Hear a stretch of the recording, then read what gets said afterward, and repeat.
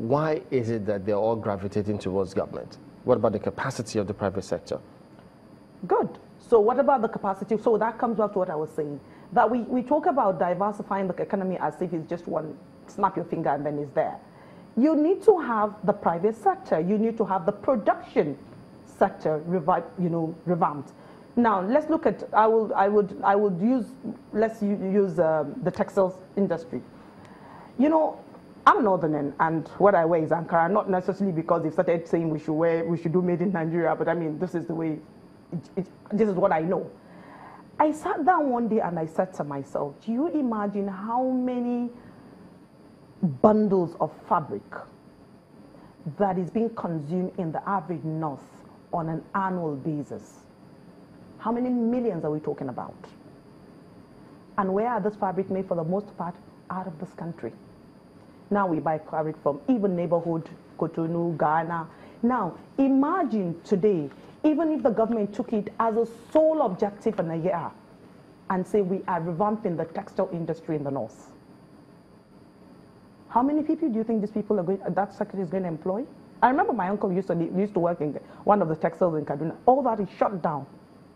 How many people do you think that is? So is it really about entering the government? You want employment. This is a simple, ready market because, I mean, you produce, the market is there. Ready market sector, nobody is talking about it. We all talk about the FARC, we all talk about the oil, we all talk about the government sector. What really, maybe we should ask the governors up there, what have they done about revamping the textile industry? Well, even though I think Kaduna some time ago said that they're doing something about it, but we'll wait and see. I don't know how far they've gone with that. I've not checked. But, you know, if we could speak further about the private sector, are we paying equal attention to, when I say capacity, for instance, yes, they speak about our population, 170 million plus. Some cracked a joke. Is it just human beings or human capital? So what about the quality of the manpower? Are we giving equal attention? Because if they were that much, you know, where we want them to be, we'll have a lot of entrepreneurs out there, wouldn't we? Yeah. Okay, so let's talk about the human capital and what you see, the war for talent. What we call it. You see, you must have faced a thing or two about the quality of manpower. I can tell you, it's a total disaster. Oh, oh dear. Yeah, again, and that's the sad thing about an economy. It's not separated. It's not like you've got an orange on one hand and you've got an apple on another hand and you can kind of, you know, separate them. Everything is intertwined. So yes, I just to divert a little, I was telling somebody one day, I said, the simple quick wins or simple things government can do, and you'll be surprised at the multiplier effect of that thing.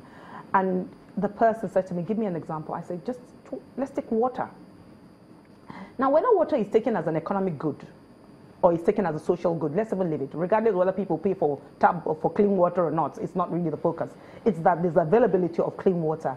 Do you know how much death comes out of bad water?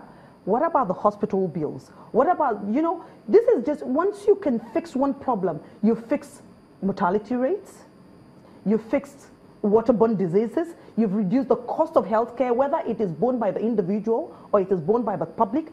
Can you see that just given one amenity, what it has solved down the line? Of course, you have a healthier workforce. So just trying to give that very simplistic analogy of you fix one problem, it has a multiplier effect of what?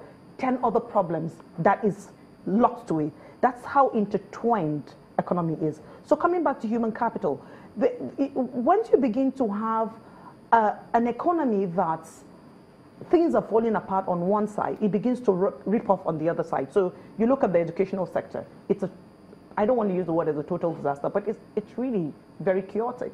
I don't know if, I think the last I know, ASU is still struggling with federal government. You have a student who goes in and instead of a 4 years... I think they're conditionally suspended. Conditionally, good. You have a student who goes in there for 4 years and ends up spending 8 years. Quality of education is poor. I mean, I was interviewing a guy last week and I had to ask him, for the test score you got in my test, how did you end up, you know, with a class of degree? It was, for me, it was a puzzle. And he said in his class, they had 250 students in an engineering class in his year. Tell me very honestly, how effective is it for a lecturer to teach 250 students? So talk about the human capital. So again, you have The government say we don't have enough revenue to feed into the education sector. Then what do you have? You have big human capital. They come out. You can't give what you don't have. Let me link it up with this current narrative now, which is the dominant, seemingly dominant narrative out there, if not dominant. Yeah. Devolution of power, restructuring, whichever phrase you want to use. The economic aspect of it. How do you think this will address some of these concerns that even the Minister of Finance has about states being liquid?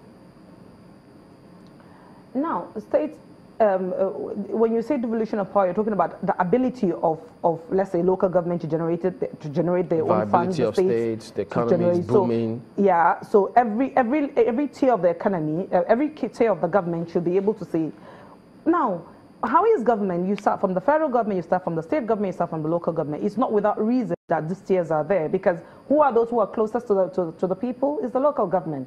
Now, let's even look at the IGR that we've talked about. I mean, we've tried to hunt about. One of the IGRs is levies.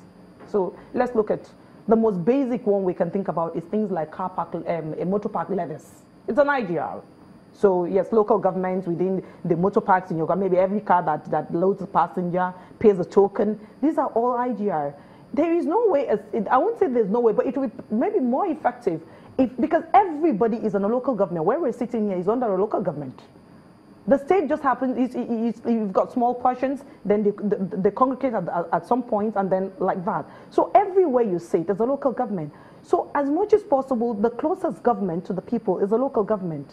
And so you need to give them some autonomy.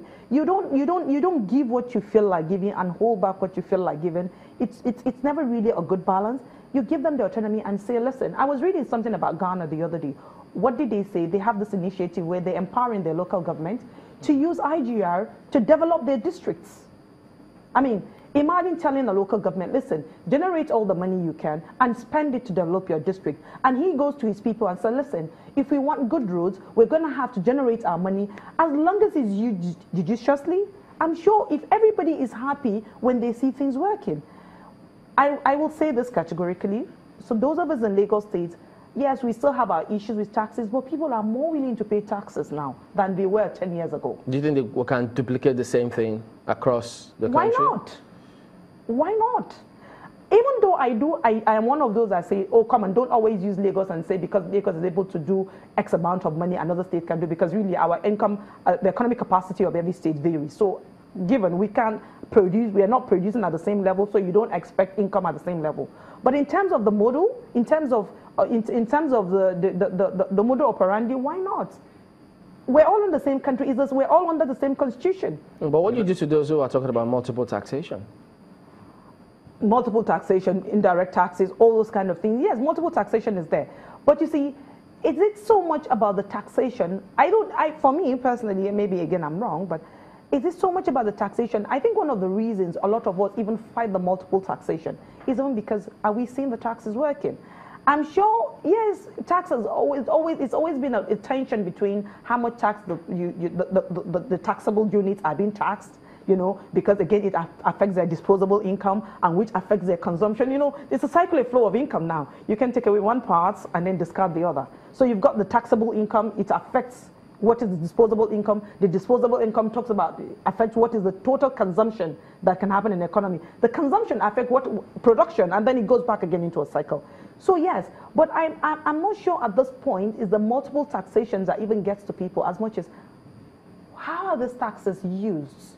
So we pay so much taxes in a year. What do we have to show for it? We're still the one that builds our roads on our street. We're still the one that produce our security. We're still the one that build our boreholes. Even though the finance minister says, we're not paying enough tax. I will not. That was my reaction too when she said it.